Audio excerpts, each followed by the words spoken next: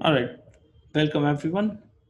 This is our second video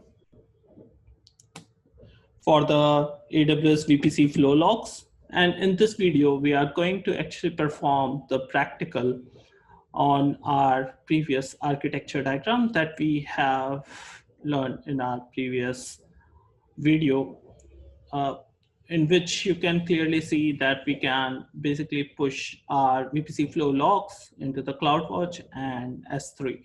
So basically the objective is to actually configure this practically and see how we can send the logs to the S3 and CloudWatch and then analyzing them further. So for this video, we are going to configure it to send to both S3 and the CloudWatch. Now I have just logged into my AWS management console. And from here, I'm going to go to the VPC.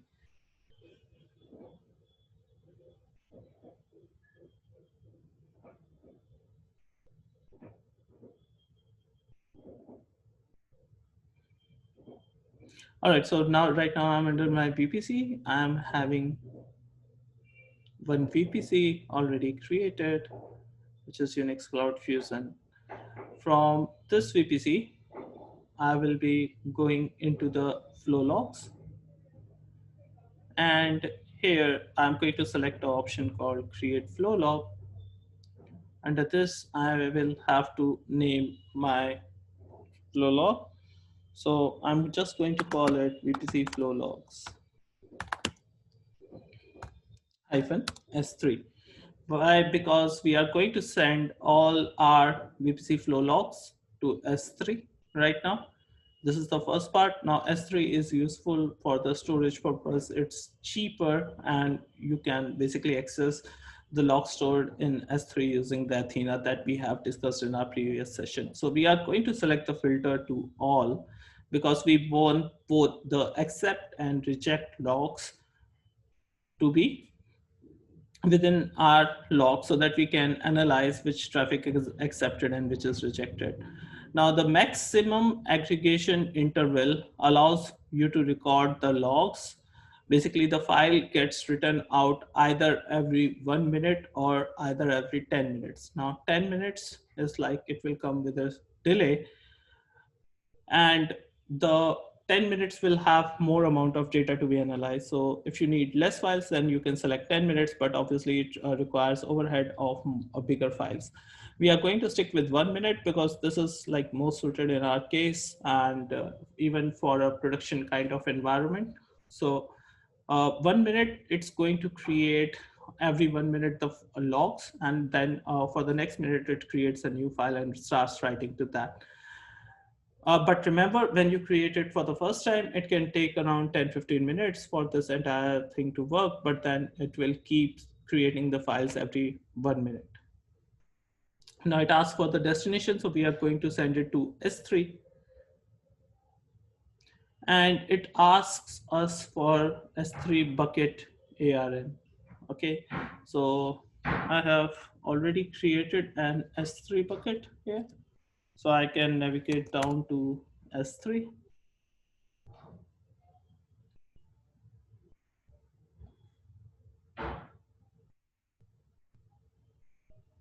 All right, under my S3, I have already created this VPC FlowLog S3 bucket. So if I select this, I get an ARN. I will just select this ARN and I'm going to go back in my VPC and I'm just going to paste this. You can name anything for your bucket, whatever name suits you. Now we are going to keep it AWS default format because it records all the major information which is required.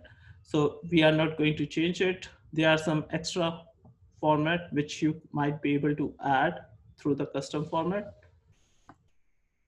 If you need, you can select the custom format as well, but we are going to stick with this already.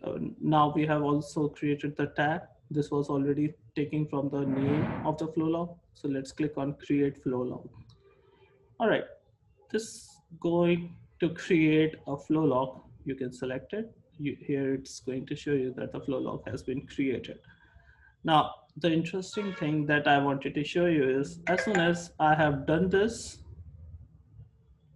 what it does is if you go inside the permissions, basically,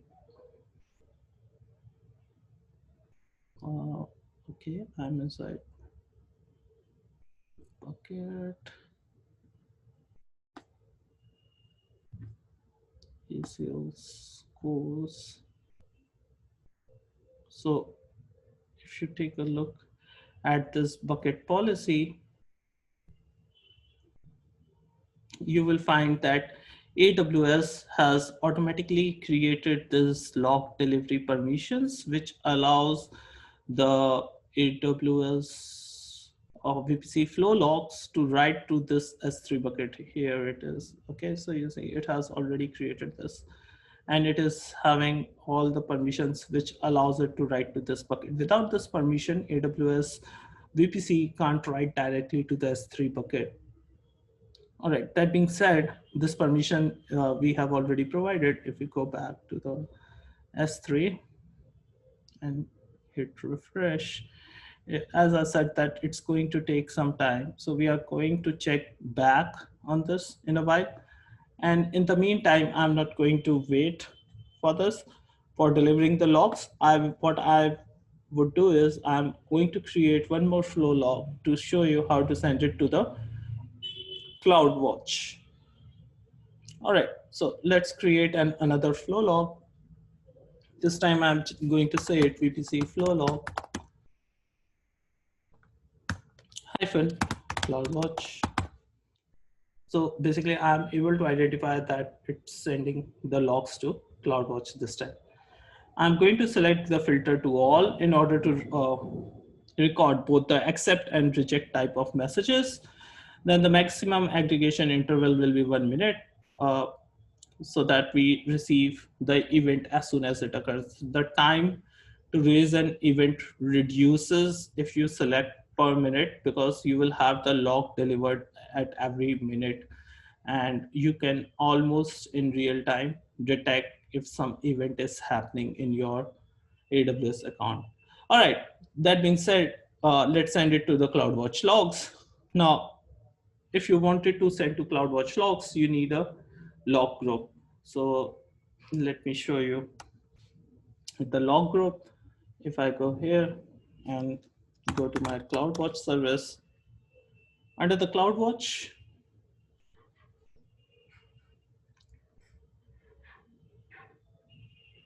you are going to see the log groups. You can click on the log groups. Here it shows create log group. Just click on it and it will ask you to create a group name. So we are going to call it VPCFlowLogs. So basically the log group is like a container for all the logs. You can push it there. So it asks how many days retention you want to keep in this. I will just select for 3 days, and I don't need any KMS key. So let's click on create. Now, depending upon how many days you select, it can store the data for those number of days. Then it's going to delete the data. All right, that being said, we have created the log group. Now we can go back, and under this drop down, we can refresh it. And under this drop down, we should see VPCFlowLogs. Let's select this. And next it asks us for IAM role. All right, so if we scroll down, I have already created a IAM role for delivering the VPCFlowLog. So I'm just going to select it.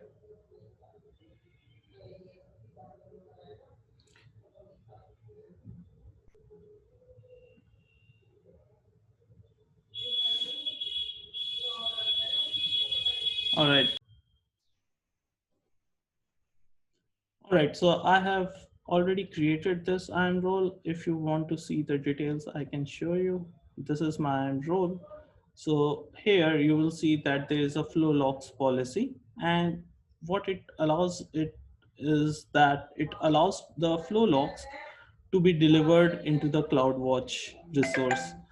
Okay, so this resource star means that all the resources basically I'm able to deliver. So if you don't add a policy like this one, you won't be able to deliver the VPC flow logs into the CloudWatch. So it will not be delivered inside my VPC flow logs because my VPC is not having directly the permission into the CloudWatch. So I have to specifically provide this permission to my VPC in order to deliver to the CloudWatch log group.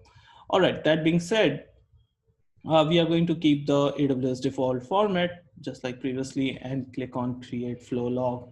Now, once we click on create flow log, so if you go under the flow logs, you will see there is basically the VPC flow logs CloudWatch. All right, so we have created the flow log, which should push the logs inside the CloudWatch as well. So the logs are now going to be delivered inside this.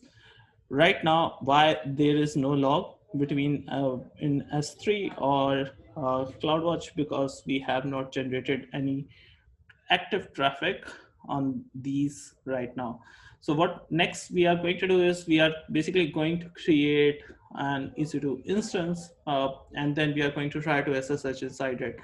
Now, if we are able to successfully SSH inside it, then it's basically it will show it as accepted traffic. And if somehow the SSH is not able to go through because you might have blocked on the security groups or you have basically entered the wrong password or key, it's not going to allow that. So at this point, we are going to SSH inside the EC2 instance, which will create some logs in our VPC. So let's go to the EC2 right now.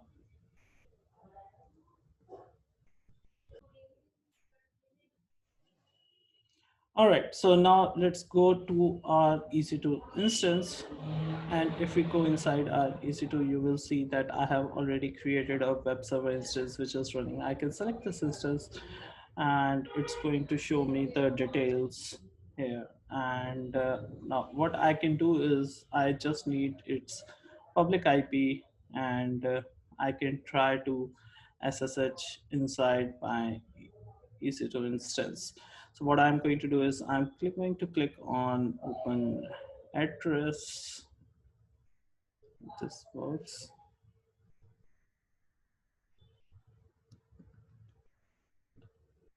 All right, if I open this in a public terminal, let's see if we are able to access it directly.